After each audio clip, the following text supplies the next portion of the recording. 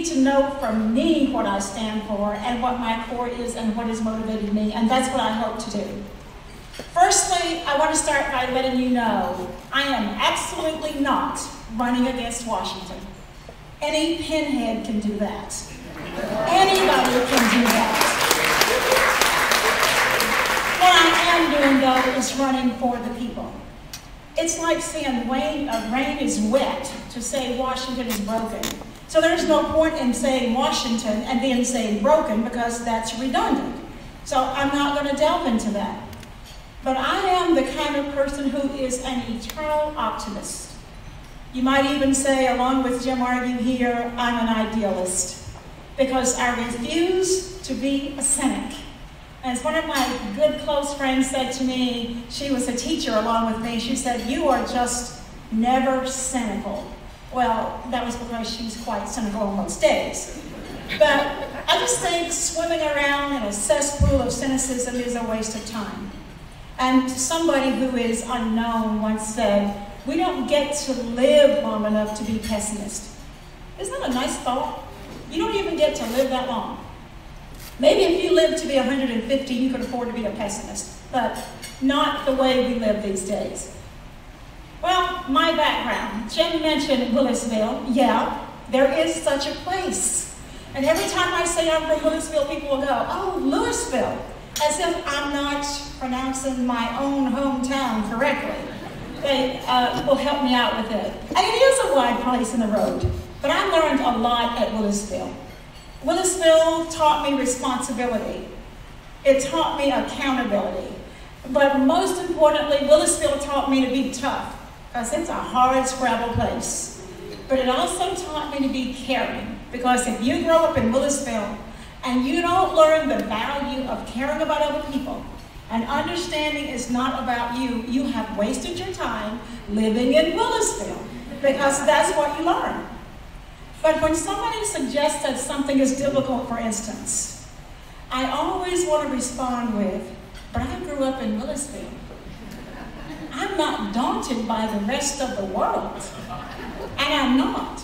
And when every time somebody asks me to, just in one word, sum yourself up, what one word would you use to describe yourself? And I always struggle between open-minded and undaunted. And it's hard to choose those two. So I've just started to say, I'm undauntedly open-minded. I'm so amazed by the power of politics because for the first time in my young life, where I had seen people work hard, it was not that they weren't doing well because they weren't working hard, but they were working hard and getting nowhere. So when we talk about people working hard and making low wages, I have lived it. Many of you have lived it, and you know it's not pretty. And you know it is not what we want for this state. It is absolutely not. So, but many of the older people around me who had walked kind of hunched-shouldered and seemed defeated, I saw them begin to stand up the way Ms. Muldrew had always said, "You must sit up straight." I didn't know that was a metaphor for pride and determination at the time, but that's what it was. But these people who had not shown much hope and thought they couldn't be a part of the American dream, somehow John Kennedy had inspired them to believe they could be a part of the American dream.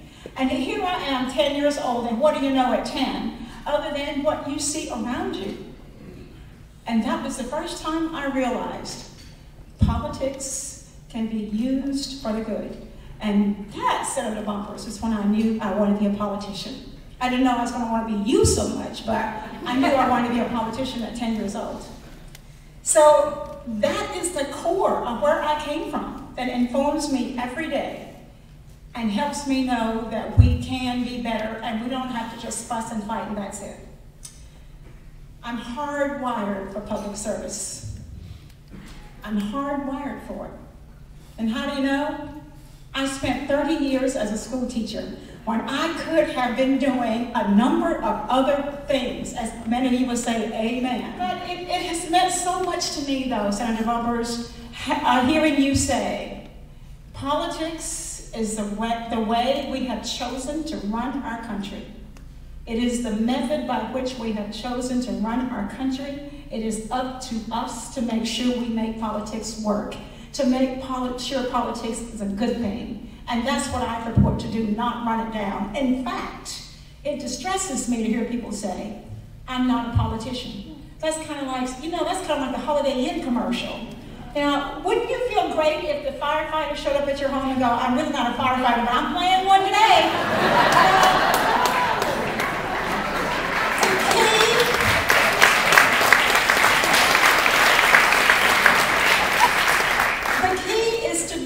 A good politician. The key is to be a politician who does the right things by people and to make sure you uphold the trust that people place in you. That's what's important about it.